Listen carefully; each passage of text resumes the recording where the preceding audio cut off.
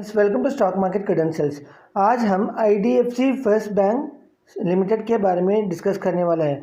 इस स्टॉक में अगर आप देखेंगे तो रिसेंटली इसका नेट प्रॉफिट जो है क्वार्टर ऑन क्वार्टर बेसिस में थोड़ा कम हुआ था, तो सभी ने एक्सपेक्ट किया ये स्टॉक नीचे आएगा, लेकिन उसके बावजूद भी ये स्टॉक ने एक अच्छा रिकवरी करके ऊपर जाने लगा। लेकिन किसी को पता नहीं चला इसका रीज़न क्या था। ये है FII बाइंग। FII ने इस शेयर को एक अच्छा अमाउंट में परचेज किया है, उसके बारे में हम डिस्कस करेंगे। उसके पहले हम कल का कारोबार देखेंगे। यानी नवंबर 3 को इस स्टॉक ने 82 रुपीज़ में क्लोजिंग दिया है, 23 पैसे का प्रॉफिट दिखाया है, 0.28% वाइज प्रॉफिट दिखाया है। अगर आप एक महीने के हिस्टोरिक डेटा देखेंगे तो इसने एक हाई कल ही बनाया है 82.70 का, और इसने लो जो बनाया था वो था 69.08, वो 6 अक्टूबर को बनाया था। तो ये जो सपोर्ट लेवल है 69.0806 का, वो सबसे बड़ा सपोर्ट लेवल है। जब तक ये स्टॉक जो है 69.08 को ब्रेक नहीं करेगा, किसी भी टाइम पे ये नीचे नहीं जाएगा, तो ये रिकवर होके ऊपर आएगा। तो 69.08 जो है एक इम्पॉर्टेंट रेसिस्टेंस पॉइंट है, और एक शॉर्ट टर्म बेसिस में जो रेसिस्टेंस पॉइंट अपसाइड में है वो है 82.70। 62.8 सपोर्ट लेवल है और 82.70 एक रेसिस्टेंस लेवल है।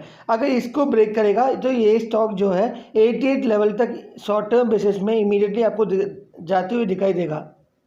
आप क्वार्टरली बेसिस में IDFC बैंक का रिजल्ट को एनालाइज करेंगे। अगर आप जून क्वार्टर को सितंबर क्वार्टर के साथ कंपेयर करेंगे तो आपको पता चलेगा इसका जो इंटरेस्ट अर्न है इसमें अच्छा इंप्रूवमेंट आया है। 9,642 करोड़ से 9,936 करोड़ तक गया है। लेकिन आप देखेंगे तो दो नेगेटिव भी हुआ है इसमें, वो भी हम डिस्कस करेंगे अभी। एक नेगेटिव है टोटल इनकम। अगर आप टोटल इनकम देखेंगे पिछले यानी क्वार्टर से इस क्वार्टर में कम हुआ है। पिछले जून क्वार्टर में 11,869 करोड़ का था, इस क्वार्टर में 11,828 करोड़ हो गया है। लगभग आपको 30 करोड़ का जो डिफरेंस है ना आपको दिखाई देगा, विच इज़ ए नेगेटिव चीज़। और नेट प्रॉफिट में देखेंगे तो भी एक नेगेटिव हुआ है, वो है पिछले क्वार्टर में 453 करोड़ का नेट प्रॉफिट हुआ था, इस बार 347 करोड़ का नेट प्रॉफिट हुआ है। लगभग आपको 100 करोड़ के नज़दीक जो है इसका जो नेट प्रॉफिट में डिडक्शन आया है, और क्वार्टर ऑन क्वार्टर बेसिस में। तो ये स्टॉक गिरना था एक्चुअली, लेकिन इसमें एक रिकवरी हुआ है। उसका रीज़न भी अभी देखेंगे हम। इसका रिकवरी का एक इम्पॉर्टेंट रीज़न है FII इन्वेस्टमेंट का यानी शेयर होल्डिंग पैटर्न।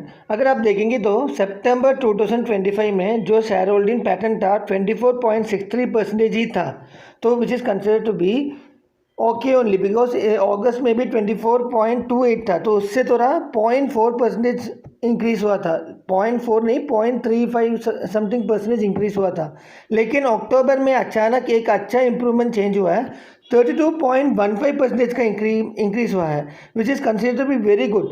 लगभग आपको 5.8% का इंप्रूवमेंट दिखाई दे रहा है। आपको ये जो परसेंटेज वाइज देखेंगे तो 5.8 कम लगेगा, लेकिन वो बहुत बड़ा है इसका मार्केट कैप के हिसाब से देखेंगे तो, वो भी हम अभी देखेंगे अभी।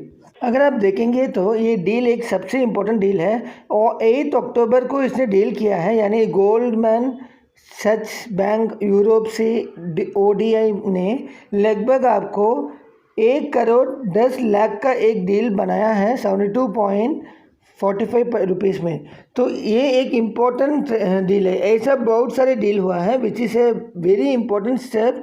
अगर इतना बड़ा वैल्यू में वो खरीद रहे हैं तो वो तो लंबे के लिए सोचा होगा। इसलिए हम इस स्टॉक का जो टारगेट है शॉर्ट टर्म बेसिस में जून 2026 तक मिनिमम 100 रुपीज़ का टारगेट दे रहे हैं।